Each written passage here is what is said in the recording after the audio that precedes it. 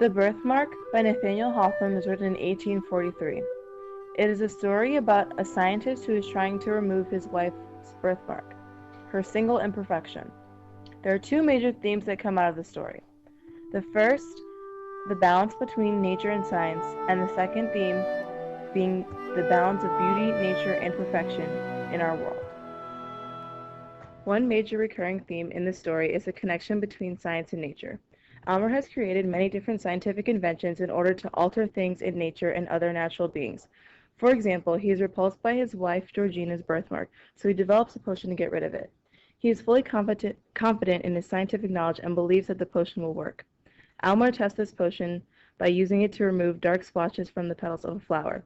Once the splotches are removed, Almer then insists that Georgina should touch the flower. However, once Georgina touches the flower, it immediately dies, and because it has been altered from its natural state of beauty to a state of perfection, it therefore cannot exist in our world. Almer uses this potion on his wife, and while it does remove the birthmark, she dies because of the potion. One major idea to take away from this story is that there must be a balance between science and nature in our world. Also, science cannot truly fix or alter every problem that humans see in nature.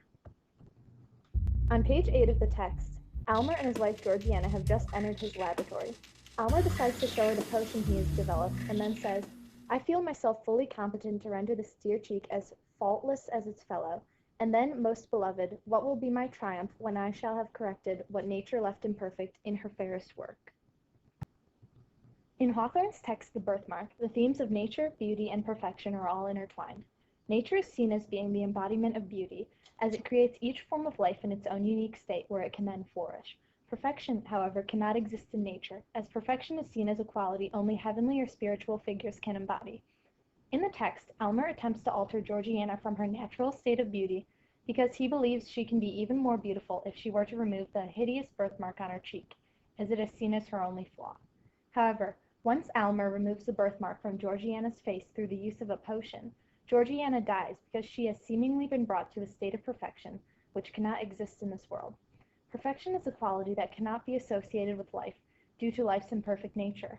However, nature in itself is a work of art, and therefore all that is created by nature is beautiful, but can never be perfect. On page 19 of the text, Almer has just given Georgiana the potion that he developed to get rid of her birthmark, and he says, "Poor, nay richest, happiest, most favored, my peerless bride, it is successful, you are perfect." My poor Almer, you have aimed loftily, you have done nobly. Do not repent that with so high and pure a feeling. You have rejected the best the earth could offer. Almer, dearest Almer, I am dying. Alas, it was too true. The fatal hand had grappled with the mystery of life, and was the bond by which the angelic spirit kept itself in union with a mortal frame. As the last crimson tint of the birthmark, that sole token of human imperfection, faded from her cheek, the parting breath of the now perfect woman passed into the atmosphere, and her soul, lingering a moment near her husband, took its heavenward flight.